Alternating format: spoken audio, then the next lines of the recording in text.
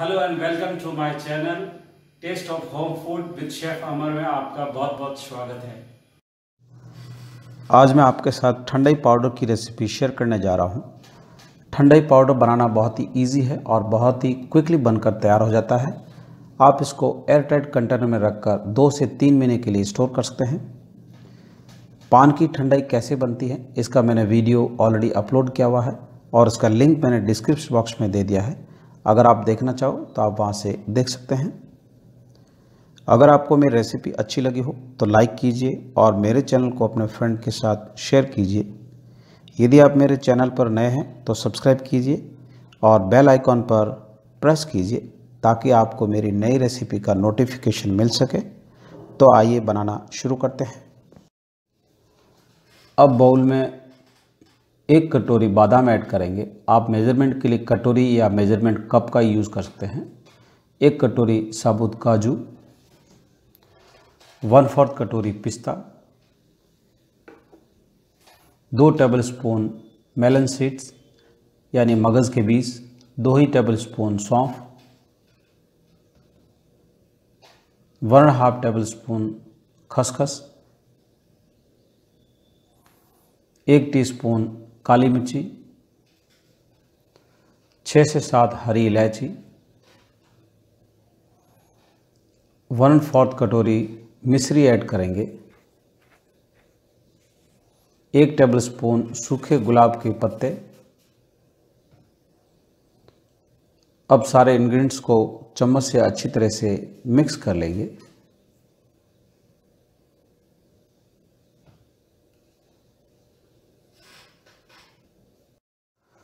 अब सारे इंग्रेडिएंट्स को पीसकर दरदरा पाउडर बना लेंगे। मिक्सी को कंटिन्यू नहीं चलाना है क्योंकि बादाम और काजू और पिस्ता के अंदर तेल होता है। अगर कंटिन्यू मिक्सी जार चलाएंगे तो उनमें से तेल निकलना शुरू हो जाएगा। तो थोड़े टाइम के लिए चलाना है, फिर उसको बंद करना है और फिर वापस मिक्सी को चलाना है। तो इस तरह से पीसकर पाउडर बनाना है। तो ठंडाई का पाउडर बनाना बहुत ही ईजी है, तो आप घर पर बनाकर ज़रूर ट्राई कीजिए। सारे इंग्रेडिएंट्स को ग्राइंडर जार के अंदर दरदरा पीस लिया है। अब ठंडाई पाउडर को दूसरे बाउल में ट्रांसफ़र कर लेंगे। तो अब हमारा ठंडाई पाउडर बनकर तैयार है और इसी ठंडाई पाउडर से केसरिया फ्लेवर में ठंडाई बनाएंगे। तो आपको मेरी रेसिपी कैसी लगी मुझे कमेंट लिखकर ज़रूर बताएं। 2 टेबलस्पून ठंडाई पाउडर ऐड करेंगे। अब इसमें थोड़ा गर्म किया हुआ दूध ऐड करेंगे। दूध गर्म ही लेना है, ठंडा दूध का यूज़ नहीं करना है।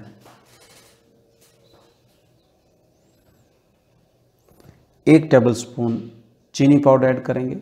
आप चीनी पाउडर भी ऐड कर सकते हैं और नॉर्मल चीनी का भी यूज़ कर सकते हैं।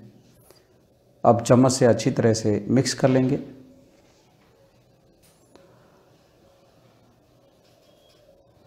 अब थोड़ी अच्छी क्वांटिटी में केसर ले लेंगे और केसर को दूध के साथ अच्छी तरह से मिक्स करके कम से कम आधे घंटे के लिए रख देंगे।